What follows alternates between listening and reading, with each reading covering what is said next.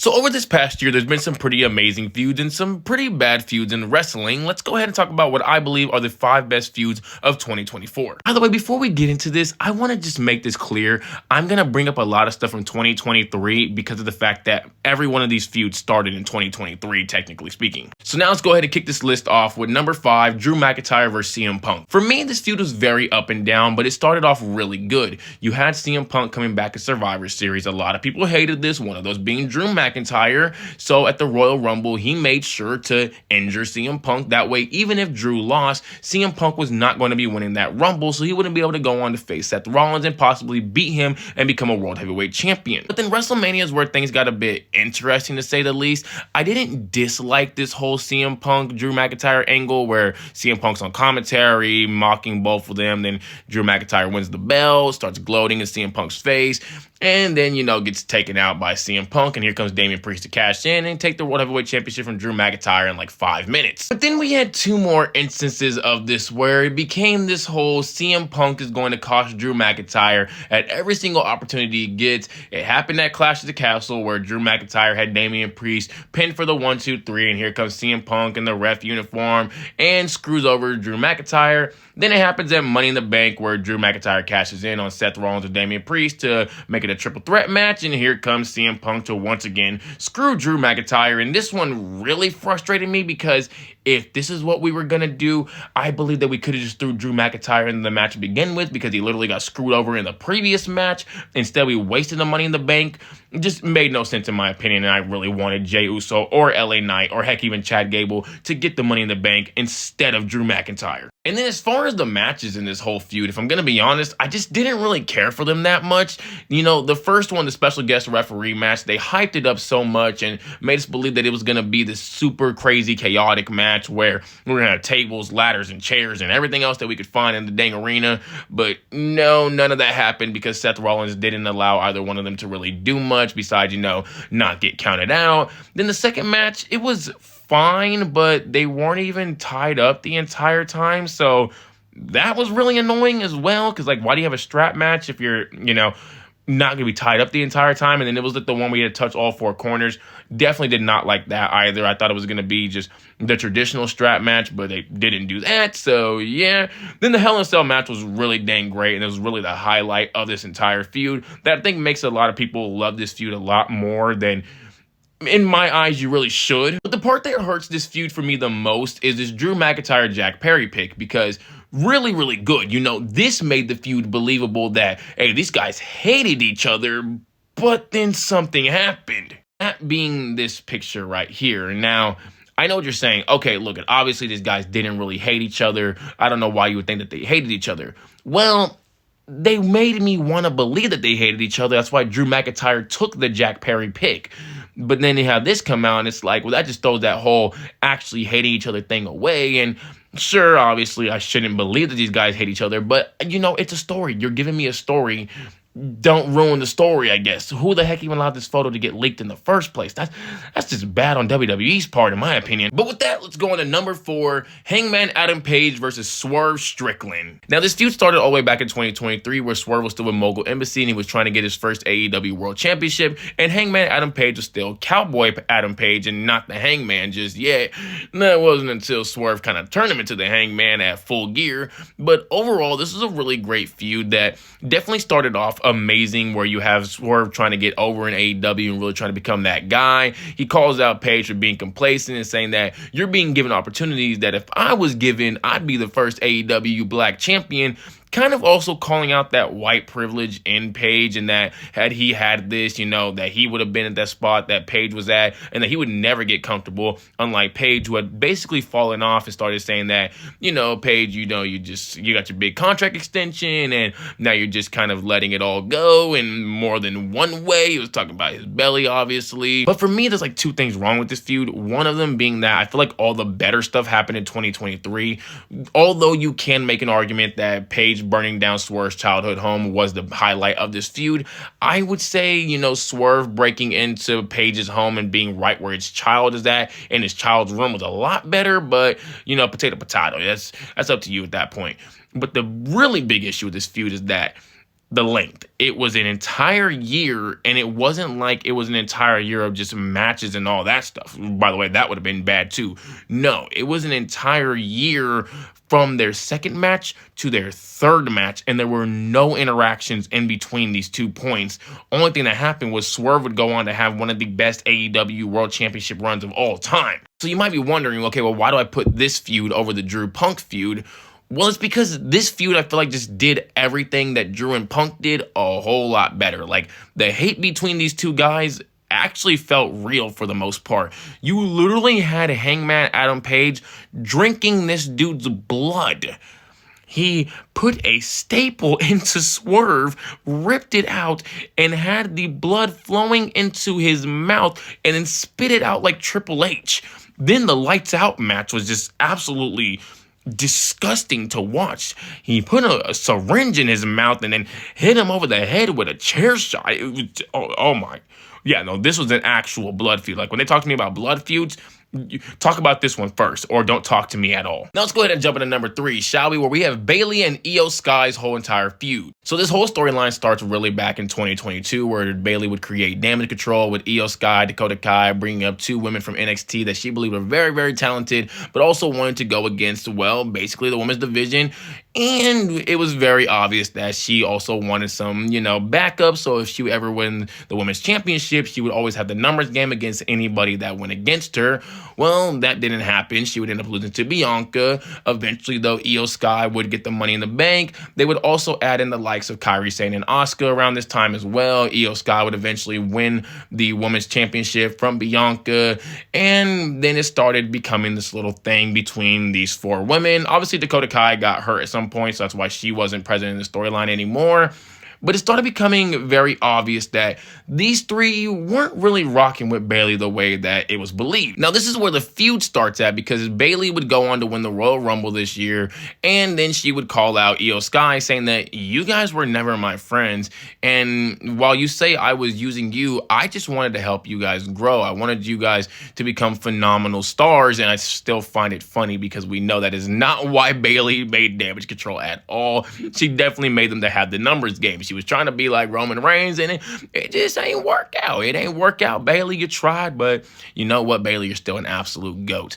And I really wish this dang match would have headlined WrestleMania Night 1, because it was absolutely phenomenal feud. And then she would go on to, call in the likes of Dakota Kai, but Dakota Kai would end up turning on her and rocking with Damage Control, because she also felt like they felt like as well that Bayley only brought them around because she wanted backup and it wasn't for an actual friendship. I'm going to be real when I say this. The only bad part of this feud is that we did not get more of it. After WrestleMania, where Bayley dethrones Io Sky, there's no post-matches. There's no post-anything between these two. There's no confrontations, no promos, no nothing. Bayley doesn't call out Io Sky. Io Sky and Damage Control don't call out Bayley. Nothing like that at all.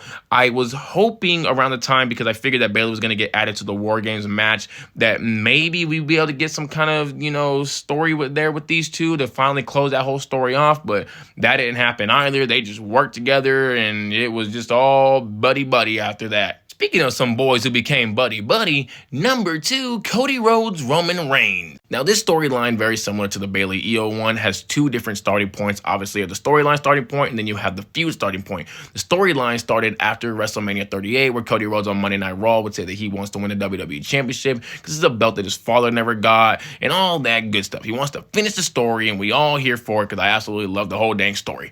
But the feud wouldn't start until after the Royal Rumble, where Cody Rhodes would win, and then he would obviously challenge the only available champion, who was the undisputed WWE champion, Roman Reigns. Now, leading into WrestleMania, it started to become very obvious that this was going to be the next big feud. This was going to be the John Cena, Randy Orton, the Stone Cold versus The Rock. Like, this was one of those dang feuds, the way it was being hyped up. You had the emotional promo from Cody Rhodes when he was talking to Paul Heyman about everything that Paul did for his dad and all that stuff, and it was absolutely beautiful. And then you have Roman Reigns cooking the heck out of Cody, telling him, have you ever even competed for one of these? Have you ever even been in the main event of WrestleMania? It was absolutely phenomenal. The feud obviously would stop at WrestleMania 39, and till this day, I still believe that maybe Cody should have dethroned Roman at WrestleMania 39, because then we could have had a Rock versus Roman at WrestleMania 40. It's it's up to y'all though, because Cody did go on to have some great matches. He had a really amazing feud with Brock Lesnar, and he had a really amazing feud with Judgment Day. He got the tag team belts with Jey Uso, although I didn't really care for that too much, to be honest, but whatever. Got him off of Judgment Day for like 5 minutes and then lost him right back. And then he would go on to, win the Royal Rumble, and then he would challenge he would challenge Roman Reigns again. He would challenge himself. That'd be really odd, although maybe he comes out as Stardust and then comes out as Cody Rhodes. But then again, no, wait, never mind, because Stardust just got confirmed to be Cody Rhodes.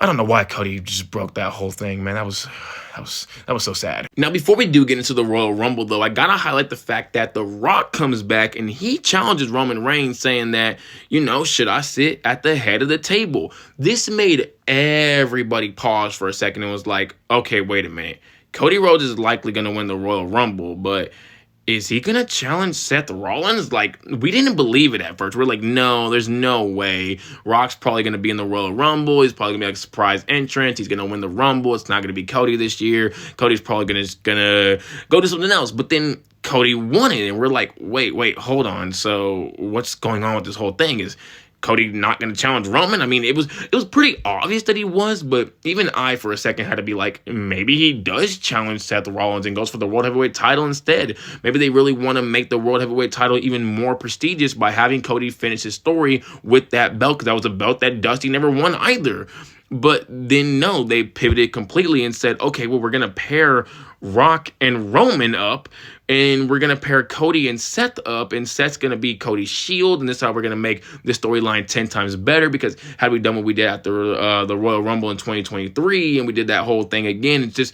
It would have cooked, but it wouldn't have cooked the way that this whole thing cooked, because it would have been very repetitive of their 2023 whole storyline. So we got to do it some way different. And that's what I love most about the feud, that even though it was a long storyline, you think it shouldn't have worked this long, but it actually did. And unlike the Paige Swerve feud, where I feel like a lot of the best stuff happened in the years prior, a lot of the best stuff can be argued to have happened in 2024, although you could say that maybe that Cody-Paul Heyman promo was the biggest highlight of this entire thing. I think the whole stuff in 2024 and then that Avengers match at freaking WrestleMania was just absolutely phenomenal, that it could at least be argued with the Cody-Paul Heyman promo. Now, before we jump into number one, I do want to highlight a feud just real quick, and that is the Cody Rhodes-AJ Styles feud. Because I do believe that this is a feud that could have been that much better had it been done right. Everything up until the I Quit match was absolutely phenomenal. Actually, let me take that back. Everything up until the I Quit match and that Friday before the I Quit match was absolutely phenomenal. The Friday before the I Quit match is where everything fell off for this dang feud, because you had AJ Styles come out, you had Carl Anderson and Luke Gallows also come out with him. I thought that they were going to attack Cody Rhodes, but none of that ever happened. We just had a simple promo between Cody and AJ, and that kind of let me know that the I Quit match was probably going to be a letdown, and in my opinion, it was a letdown. It was a really good wrestling match. It was not a good I Quit match. You also had that weird moment where Cody took out AJ with the steel steps afterwards, even though he didn't see AJ go at Cody's mom. It was really, really odd, to be honest. I don't know what they're doing with that whole angle right there, but overall, it was a pretty dang good feud, and it was one of the more underrated feuds of the year. I feel like had it just had these two little fixes, it would have been so much better. And heck, maybe if they would have had like a third match instead of having the Logan Paul match, would have been 10 times better. But in my opinion, the number one feud of 2024 is Mariah May and Toni Storm. This feud, just like a lot of the other feuds, started the year before, started in 2023, where Mariah May makes her debut. She's a very big fan of Toni Storm. She takes her under her wing. She even gives Mariah May the whole rock star gimmick that she used to use. She also let her use her music as well. And Mariah May even started using the Storm Driver too as her finisher, just to show her love for Toni Storm. And it was this perfect mentor-student storyline that you would find this in a book. You wouldn't really expect to find this in wrestling, and that was the beautiful thing about it. But the other beautiful thing about it is that you wouldn't really find this kind of storyline to be done for the women's division. A lot of times they don't give them these deep, intricate stories that just play out for the span of a year. They usually give them like a few months, maybe a month, if that. But this one played out from 2023 of Mariah May's debut all the way till 2024 All In. And then eventually we get one of the more insane moments where Mariah May would take out Toni Storm. She would be like, no, I am done. I am coming for that belt. And she even says, I am going to kill Timeless Toni Storm at All In. And she did that. Because since her return to AEW a few weeks ago, what have we seen from Toni Storm? She got her rock star gimmick back, and she's acting like she ain't never been around AEW a day in her life. Almost like she did die, that whole entire gimmick. So Mariah actually did accomplish what she was set out to accomplish. I also got to mention one part, because Toni Storm had one of the greatest characters of all time with Timeless Toni Storm, and the other part being this absolutely phenomenal storyline, that this literally cemented Toni Storm as one of the greatest women's wrestlers of all time. So yeah, I don't know where this storyline does go. I do believe it's still going to be going on. It's very possible that Toni is just trying to manipulate Mariah the way Mariah manipulated Toni for months upon months upon months. But in my opinion, Toni versus Mariah is the best storyline of 2024. But hey, this is just my picks for what I believe is the best storyline of 2024. Y'all go ahead and let me know down below. How do y'all feel about my list? Are y'all rocking with it? What is y'all top 5? What do y'all think is the best feud of 2024? If you haven't already, make sure you do like and subscribe for more.